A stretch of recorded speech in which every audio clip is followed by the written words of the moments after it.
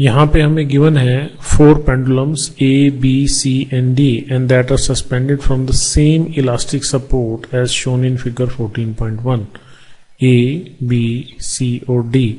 These are the 4 pendulums और ये elastic support है, ठीक है। A and C are of the same length, इसकी और इसकी length same है, while B is smaller than A and D. साफ दिख रहा। D is the largest. If A is given a transverse displacement, अगर हम A को ट्रांसफर डिस्प्लेसमेंट कर दें, मतलब इस पेंडुलम को ऑसिलेट कर दें, तो क्या होगा, यहाँ पे वो B, C और D के एम्पलीट्यूड्स की बात कर रहा है, ठीक है। तो आप यहाँ पे देखें कि आपने A को ऑसिलेट किया, A को ऑसिलेट करने से यहाँ पे इस सिस्टम के अंदर पार्टिकल को वाइब्रेट करने से यहाँ से इस सिचुएशन से यहाँ से एनर्जी ट्रांसफर होगी, ठीक है। तो ये एक फोर्स्ड ऑसिलेशन की सिचुएशन है। तो इसको जब आप ऑसिलेट करेंगे तो ये ऑसिलेट करना शुरू करेगा और ये जो ऑसिलेशन है, ये डिस्टरबेंस है, वो यहाँ पे ट्रेवल करेगी, तो ये भी ऑसिलेट करना शुरू कर देगा।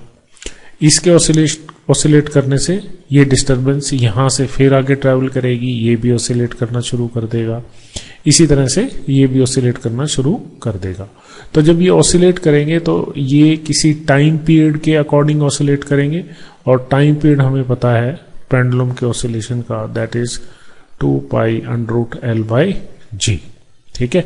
तो जब आपने इसको डिस्टर्ब किया तो ये डिस्टरबेंस अगले पार्टिकल पे प्रोपेगेट हो गई और इनके जो टाइम पीरियड ऑफ ऑसिलेशन है वो इनकी लेंथ पे, इन पेंडुलम की लेंथ पे डिपेंड करते हैं।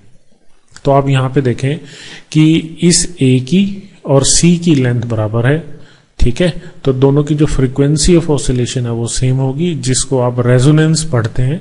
तो A और C में रेजोनेंस हो जाएगा, C will resonate with A और इसका जो एम्पलीट्यूड है वो A के बराबर ही होगा, ठीक है। तो यहाँ पे जो करेक्ट ऑप्शन है that is option B, that C will vibrate with the maximum amplitude. Maximum amplitude कब होगा, जब रेजोनेंस होगी। रेजोनेंस किसके साथ होगी, केवल C के साथ होगी, क्योंकि इसका और इसका फ्रीक्वेंसी या टाइम पीरियड क्या होगा, सेम होगा। So then this C will vibrate with the maximum amplitude.